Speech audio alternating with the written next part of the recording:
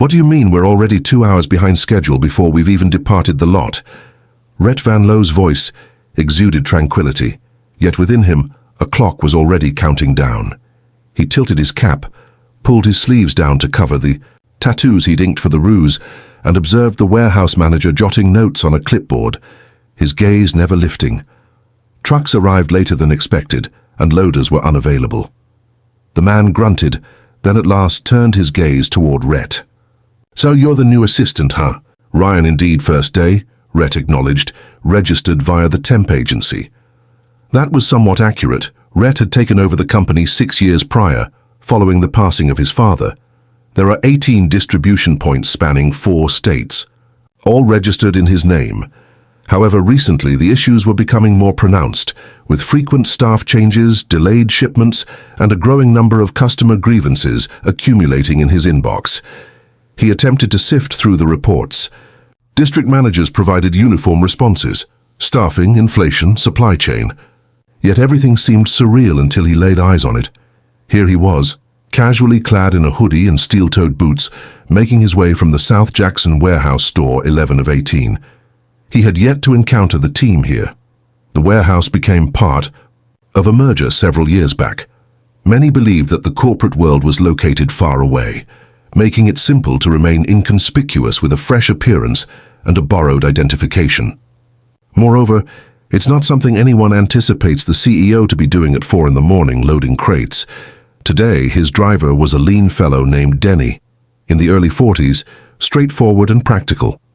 "Just you and I today," Denny remarked, steering the truck around the side of the warehouse. "Typically, I have 2 guys, but once more we're lacking. What is your height?" "Last week I embarked on 3 routes solo. My superior instructed me to get it done, mentioning that if I wasn't satisfied he could easily replace me." Rhett arched an eyebrow. "Is that the warehouse manager?" "Indeed, Mitch. I've been here for 5 years now. He's close with the district guy, so he gets to do as he pleases." At the loading dock, Rhett felt a knot in his stomach. 2 young loaders, just stepping into adulthood, hurriedly maneuvered to stack hefty water drums onto the truck with a malfunctioning pallet jack. The jack swayed with each tug, wheels howling in protest. "Hey, watch out," Denny called out, but it was already too late. One of the drums toppled, crashing forcefully onto the asphalt. It erupted at the seam, water cascading in every direction. A youth, perhaps around 17, leaped back just in the nick of time. He shouted in frustration. "That's the 3rd occurrence this week." "Why are they doing it by hand?" Rhett asked quietly. Denny shook his head. "Because Mitch won't replace the lift. Claims it's still satisfactory despite our inquiries for months." Rhett observed as Mitch exited his office, surveyed the surroundings briefly, and then retreated inside without uttering a single word. In that instant, a transformation occurred within Rhett. This was more than just poor planning. It posed a real threat. It was a lackadaisical and negligent approach to leadership that showed no concern for the possibility of someone being harmed. He assisted the young boy Isaiah, as his name suggests, in moving the broken drum out of the way. "You okay?" Rhett inquired. Isaiah nodded, breathless. "It really caught me off guard. Mitch warns that if we break another one, it will come out of our paychecks." "Excuse me?" "Indeed, that's what he mentioned, even though this situation is already unraveling." Rhett tightened his jaw.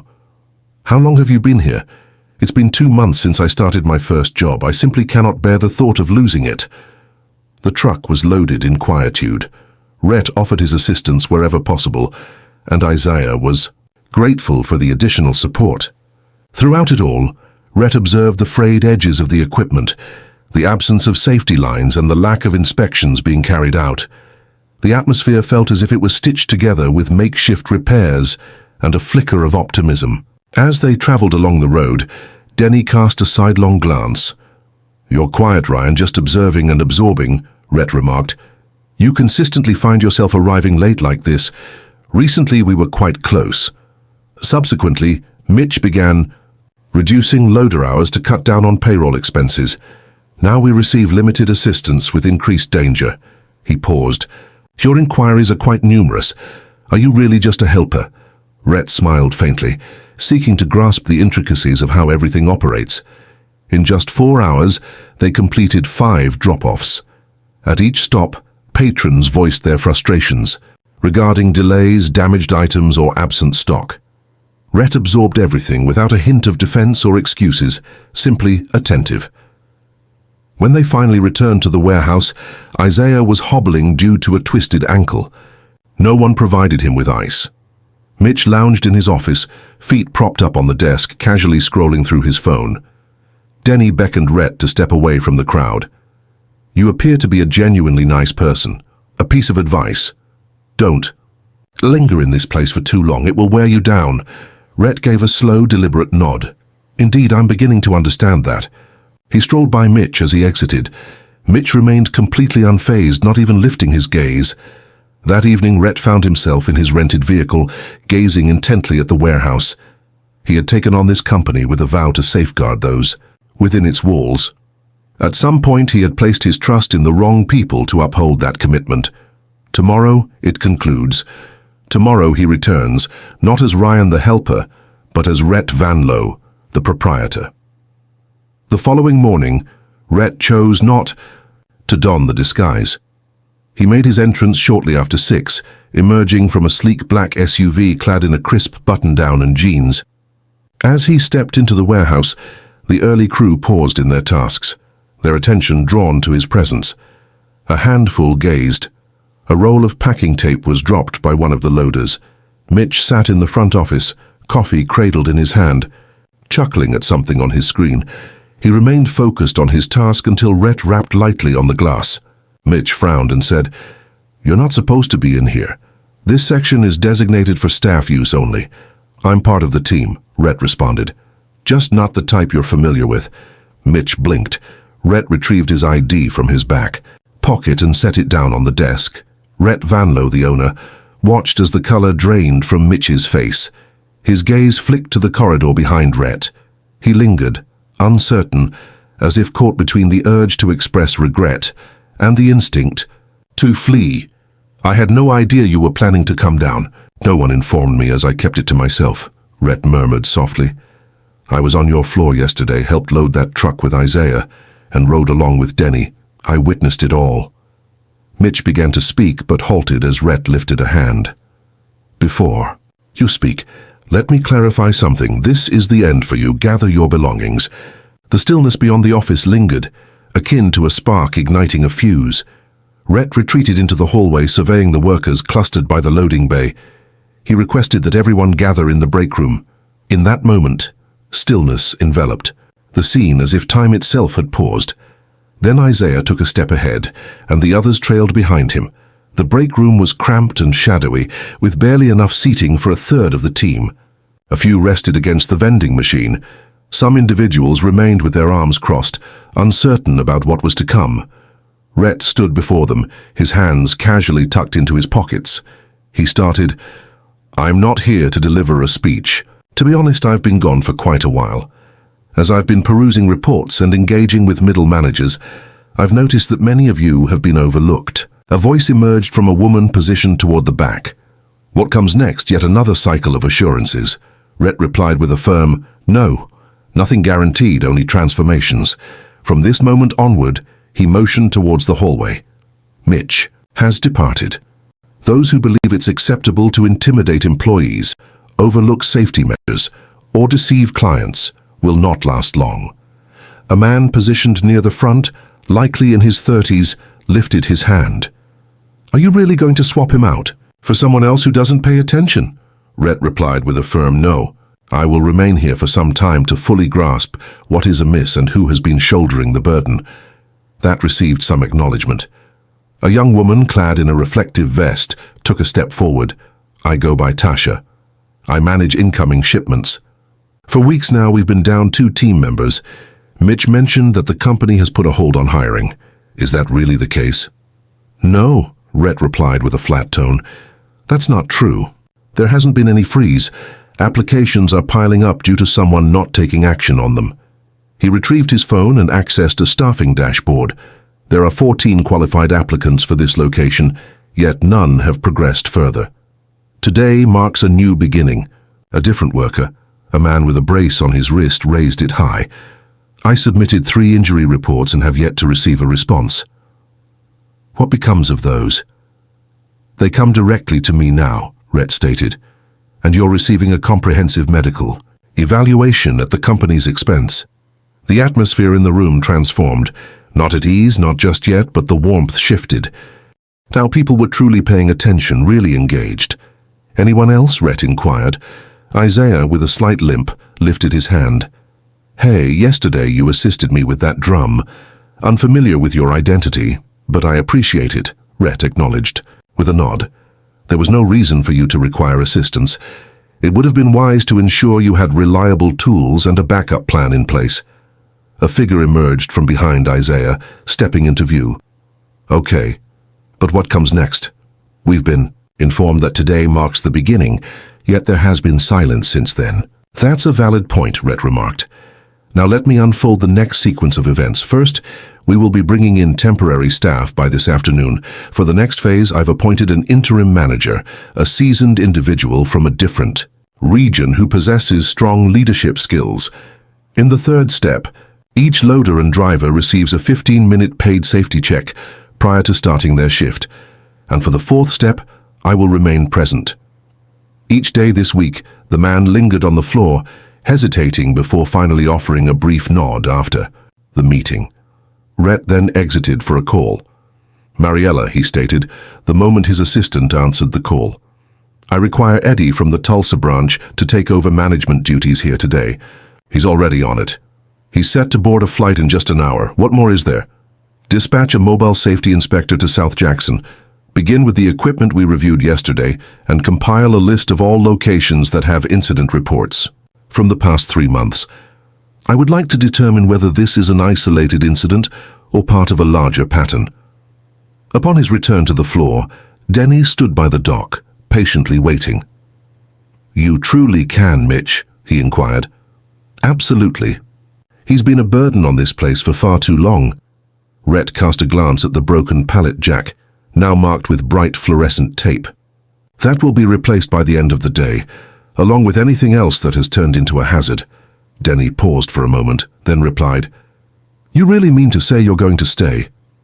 I'm not merely remaining, Rhett declared. I am in the process of reconstruction. The initial delivery came in post-noon, accompanied by 6 temporary staff from a nearby agency. Rhett took the time to guide them through the loading bay, highlighting areas of concern and designating a regular staff member for their onboarding process. Tasha embraced too with her guidance. Initially, her words were few, yet the clarity and efficiency with which she described the inventory system, devoid of any superfluous language, confirmed Rhett's intuition. She was not merely good, she possessed the potential for greatness. He resolved to have a conversation with her at a later time. At 3 o'clock, the initial replacement lift made its appearance. Rhett remained with the team, assisting in the unpacking and conducting tests together with them. At that moment, the afternoon shift supervisor, clad in a worn jacket and clutching a clipboard, made his way over. Hello, I missed the opportunity to introduce myself before. My name is Ronnie, I work the evening shift. Rhett extended his hand in a firm shake. How long have you been here? 4 years have passed. I previously worked under Mitch. I found myself disagreeing with many of his decisions. Have you ever voiced your thoughts? I certainly did. There was a time when he reduced my hours, was told I had too many opinions for a supervisory role. Following that, I focused intently on my work. Rhett declared, Not anymore. I would appreciate your thoughts. I desire it frequently. Ronnie nodded, taken aback yet maintaining his composure. Later that evening, Rhett found himself perched on her curb by the side entrance, an open bottle of water cradled in his hand. The sun was setting, stretching elongated shadows across the lot. He observed Isaiah and a new colleague sharing a laugh as they arranged the final pallets of the evening. Ronnie emerged alongside him. You know, he remarked, most individuals at the top rarely descend here unless they're looking to make cuts. Rhett responded, saying he had come to understand it. To mend what I allowed to shatter, Ronnie cast a glance back at the warehouse. A considerable amount of work lies before you. I understand, Rhett replied. But I have the right people. I just failed to recognize them earlier. As the final truck departed, its headlights casting beams across the asphalt, Rhett found himself feeling far from the role of a CEO. He experienced the sensation of a man finally emerging from a long slumber, confronting the truth he had overlooked for far too long, and tomorrow he would return to that floor determined to ensure that every single detail was perfected. The next morning, Rhett strolled through the warehouse as the sun began to rise. The air was brisk, the sort that bit sharply if you drew in your breath too quickly. Half of the lights in the back remained unlit. He had already noted that for maintenance yesterday, yet the crew was progressing slower than desired, though consistently. He lowered his voice as he approached Tasha by the receiving dock. "No issues overnight. Not issues," she remarked, tapping on a clipboard. However, the second shift allowed the freezer pallets to remain out for an additional hour. One of the temporary staff members was unaware of the code needed to enter the cold storage. He received no training. Rhett inquired if Ronnie was still present. Indeed, he managed to capture it and preserve it before it went bad, yet it seemed as though he hadn't taken a moment to rest. He elongated to a fine line. Rhett offered a brief nod. He made his way across the bay to the dispatch board, where Eddie, the temporary manager brought in from Tulsa, was fine-tuning today's routes. Eddie, in his mid-50s, exuded a methodical presence, his calm energy enveloping the room, providing a sense of steadiness without the need for raised voices. He looked up, filled with sorrow. Eddie remarked, "We're short 2 drivers, one called in sick and the other didn't show up at all. Names, the call-out was Greg. He actually submitted a doctor's note. The others, Malik, no call, no message, for..." The second time this week, Rhett acted swiftly, taking him out of the rotation. There's an overwhelming burden resting on a limited number of individuals. "Already done," Eddie remarked, shifting a name tag from the board. "However, that puts us at a deficit once more." Rhett glanced at Denny as he strolled by, clutching his route manifest. "Are you still up for 2 runs today?" Rhett asked as Denny lifted the folder. "I anticipated your question. I've already divided the second route with Kyle. He possesses strength when supported by others." "I'll take that spot," Rhett said. Denny raised an eyebrow. "You sure?" "Let us depart before the sun ascends too high in the sky." By 8, they had already hit the road.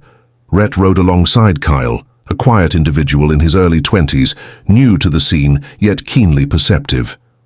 Maintained order, he remained quiet until the third stop, where a tight alley necessitated maneuvering the truck in reverse around a hidden bend. "The warehouse doesn't provide us with mirrors for these cramped areas," Kyle remarked while leaning out the window. "I've inquired twice about the mirrors." "Indeed. The side view extensions make it difficult to spot pedestrians in these alleyways. I nearly brushed against someone last month." "You mentioned it," Rhett inquired, "on the same day." "I was advised to take a second glance rather than just a single look, so I purchased a clip-on for my car and put it to use." Rhett gazed ahead, his jaw clenched tightly. The alley led to the loading zone where they came to a halt. As they were unloading crates of bottled sanitizers, the store manager discreetly motioned for Rhett to step aside. She mentioned that this order was meant to arrive yesterday. "We were compelled to purchase from arrival to replenish our inventory." "My apologies," Rhett responded. "We are currently addressing a backlog." She appeared not to be angry, merely weary. "I have been part of your company for 8 years. This place once operated with impeccable precision. What transpired?" He refrained from making excuses. "We allow those who shouldn't be in charge to take the reins." She nodded, then cast a quick look at Kyle, who was hauling a hefty box toward the rear of the store. "That one is definitely worth holding on to. He made his delivery last month amidst the ice storm. I dedicated 2 hours to assist with restocking in the absence of our clerk." As they made their way back to the truck, Rhett rested against the lift gate while Kyle filled it with the final empty crate. "Have you ever considered transitioning to dispatch?" Rhett inquired. Kyle blinked, taken aback. "I'm not familiar with the systems. Your ability to grasp concepts quickly is impressive, and people take notice." Kyle hesitated before responding. Then he remarked, "No one has ever posed that question to me before." In the warehouse, the afternoon light streamed through the tall windows, creating elongated shadows on the floor.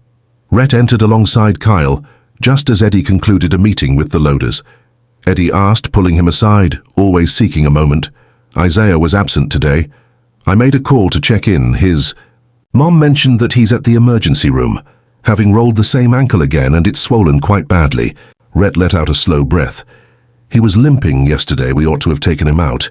Eddie remarked that he hadn't seen it.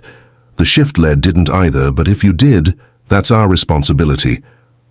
I'll take care of his medical expenses, Rhett stated, and he will receive paid time off until he's cleared.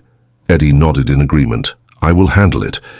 Tasha hurried to catch up with Rhett as he made his way to the break room. Always have a moment to spare. She surveyed her surroundings briefly, before speaking in a hushed tone. There's an additional element to consider. I preferred not to mention it in front of the others. Understood. A member of the night crew goes by the name Darren. He has been making remarks to one of the new temporary staff that are quite inappropriate. Initially she dismissed it, but now it's escalated. She remains silent because her employment depends on it. Rhett adjusted his stance. The temporary staff member is named Lily. She's focused on packing, silent, diligent, and maintains a low profile. Darren has been here for 2 years and has formed close ties with some of the veteran members of the team. Yet I've listened to him on multiple occasions and no one has challenged him. Where is he now? He should be clocked in for the second shift, working in the packing zone. Rhett acted without hesitation. He strode confidently through the sorting corridor, moving past the conveyor belts and into the packing area. The clamor was intense, yet it couldn't completely overshadow Darren's voice. She leaned against a metal rack securing a box with tape. Darren leaned in, a quiet chuckle escaping his lips. She moved aside, feeling uneasy, yet he followed her lead. Darren, Rhett stated with clarity. The man looked bewildered. Indeed, Rhett moved ahead, his tone calm yet firm. It's over for you. Gather your belongings. You won't be spending another moment in this place. What are you referring to? Everyone. Here is on the same page, and you know exactly what I mean. A couple of gazes shifted while Lily fixated on the ground, paralyzed. You can't just do this to me, Darren exclaimed, his voice escalating. You don't even hold a management position. Rhett retrieved his ID badge from his pocket, raising it for all to see. I am the founder. I created this company from the ground up. I will ensure it remains a space where everyone feels secure. Darren parted his lips once more. Yet an older loader, his sleeve marked with grease, moved ahead. He has been at it for months. We all witnessed it. Everyone chose to stay out of it. You're part of this now, Rhett said. Take a break. The HR team will handle the paperwork from here. Darren stormed away, and Rhett glanced at Lily. If you ever find yourself feeling unsafe again, just know you can come to me. No words necessary. Straightforward, without any hierarchy. She gave a brief nod, her gaze rising just enough to connect with his. In the break room, Eddie was waiting, and you took care of it. Completed. Well, that sort of issue can grow if you allow it to go unchecked just once. I shall not, Rhett declared, not at any time. As the shift transitioned an hour later, Rhett chose to remain behind. He strolled through the aisles, clipboard in hand, meticulously inspecting inventory rows and tallying the stock on his own. As he turned the corner by the returns cage, Ronnie emerged holding a folder. I didn't expect to find you still around. I won't depart until I've grasped every detail of this location. Ronnie passed him the folder. The past 60 days have seen a series of unsuccessful deliveries. I did it on my own. Rhett perused its pages. So you've been keeping tabs on this by hand?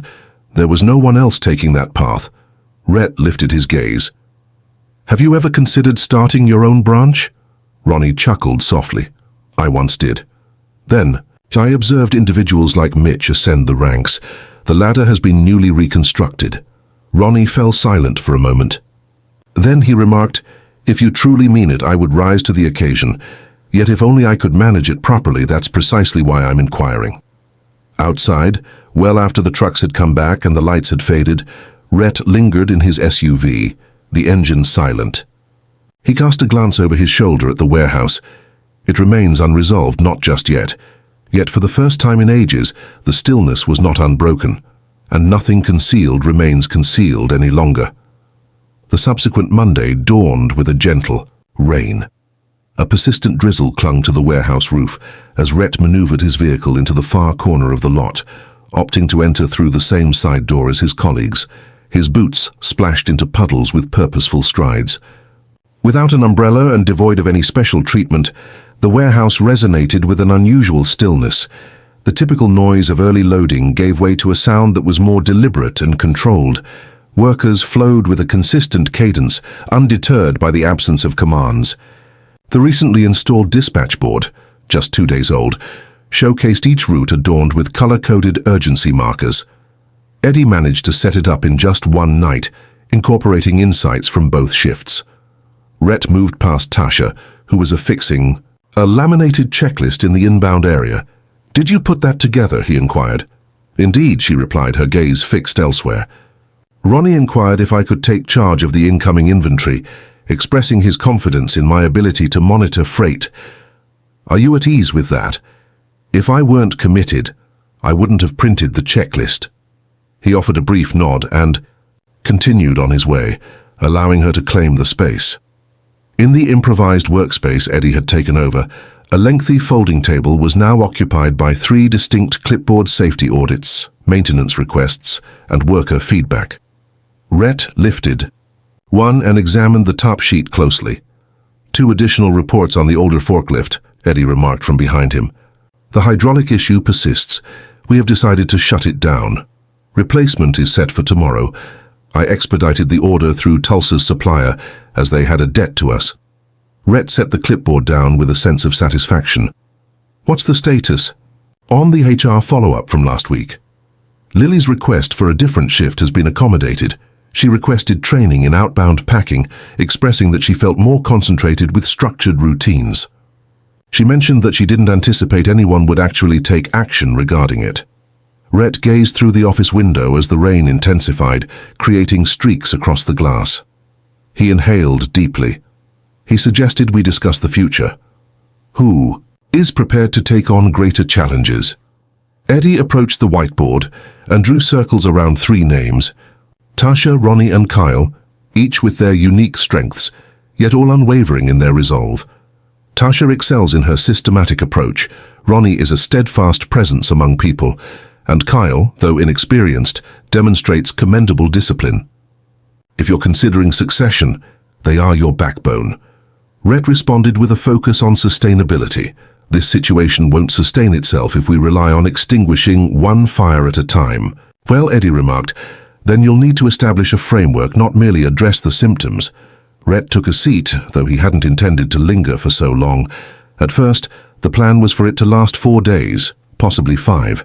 Yet now, 2 weeks later, he sensed the ground beneath him beginning to shift, not merely the warehouse itself. Outside, Ronnie stepped in, a folder tucked under his arm, shaking off droplets from his sleeves. "I've always got a minute," Rhett replied. Ronnie shut the door softly and placed the folder on the table. "I've been investigating, examining shift logs, vendor timing, and supply inconsistencies, and I've uncovered a pattern." He opened the folder with a swift motion. Within were meticulously crafted graphs, each annotated with fluctuations in delivery windows from the last 6 months. Mitch was concealing the routes he had overlooked, Ronnie went on. He would approve delivery confirmations that were never fulfilled. I reviewed the timestamps in relation to the gate logs. Some trucks remained untouched. Eddie leaned in. "What is the reason?" Ronnie mentioned fulfillment bonuses. The district offered rewards for achieving high completion rates. Mitch concealed setbacks to maintain the bonus margin. Rhett's fingers gripped the edge of the table. "What is the extent of its history?" Commenced 4 months following his takeover.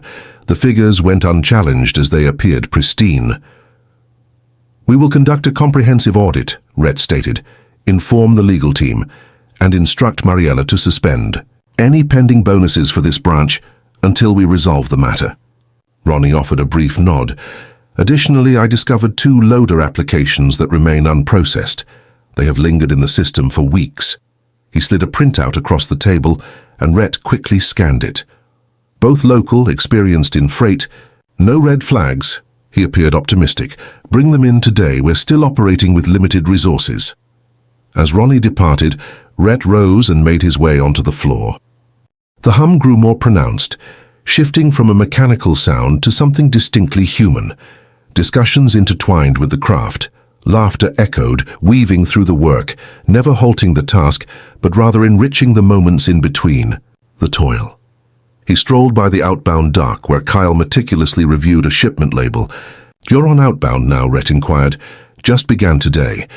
Ronnie has asked me to shadow dispatch next week. It's irrelevant whether I am or not. I will be present wherever I am required," Rhett said, with a slight smile. Such a response is the foundation from which individuals evolve into leaders. Kyle remained silent, yet a subtle sense of pride radiated from him as he lifted the next box. By noon, the rain ceased its fall. Steam curled up from the heated asphalt outside, while trucks arrived for their scheduled pickups. Rhett participated in a walkthrough with the safety inspector designated by headquarters. The individual was meticulous, highlighting a damaged floor tile adjacent to the hydraulic lift and noting the absence of a fire extinguisher bracket. Nothing disastrous, but sufficient to remind everyone that attentiveness couldn't be a sporadic affair in the break room. Rhett discovered Isaiah seated, a walking boot adorning his left foot, elevated on a milk crate. "You're cleared to be here," Rhett inquired. "The doctor mentioned I could observe, but I shouldn't lift anything. I didn't want to remain at home." Isaiah merely shrugged in response. It felt off to observe everyone else putting in the effort while Rhett sat opposite him. There are multiple approaches to accomplishing the task at hand. Your keen observation allows you to notice details that others overlook. And Isaiah blinked. "What do you mean?" "Similar to how pallets move when the jack is burdened, or how Kyle arranges the load to prevent a collapse. I observed you make adjustments on your second day, while Isaiah cast his gaze downward. That's a unique perspective." "Well," Rhett remarked, "they're about to begin." He stood and then said, "Once you're fully cleared, I want you to shadow Ronnie part-time to understand how things operate from the top down." Isaiah's eyes grew large. With surprise. "Honestly, you can already identify the risk factors. That's only part of the task." Later that afternoon, Rhett gathered everyone for a meeting, not to reprimand or motivate, but to share important information. He positioned himself on a modest platform close to the incoming racks as the crew assembled casually around him. "This week marks the beginning of our restructuring efforts for branch management." He allowed the quiet to linger before proceeding. "Ronnie will take on the role of branch lead, while Eddie will remain for a short period to provide training assistance. Tasha will oversee inbound logistics. Kyle is set to commence his dispatch training. These choices weren't determined in a corporate setting. They were created here from my direct observations." He paused. "Those who have concerns about safety issues or innovative ideas should step forward. Let's break free from the cycles that lead us nowhere." A handful of individuals nodded in agreement, while one offered a round of applause, then another. It unfolded organically, not as a performance, but like a space breathing in unison. A group releasing the burden of being overlooked. Upon returning to the office after the meeting, Rhett found a call from corporate legal awaiting him. The examination of Mitch was already in progress. Initial indications suggested that there were manipulated records at 2 other sites where he had been employed before. Consequences would not unfold in silence. The following morning, Rhett made his entrance just before the dawn broke once more. Yet this time he hesitated to step into the warehouse, delaying his entrance. He lingered outside, observing as the initial group of employees crossed the threshold. He went unnoticed, and that was just as it should be. That signified they had taken matters into their own hands. Within, the floor thrummed with renewed energy. And this time it didn't feel delicate, it felt deserved.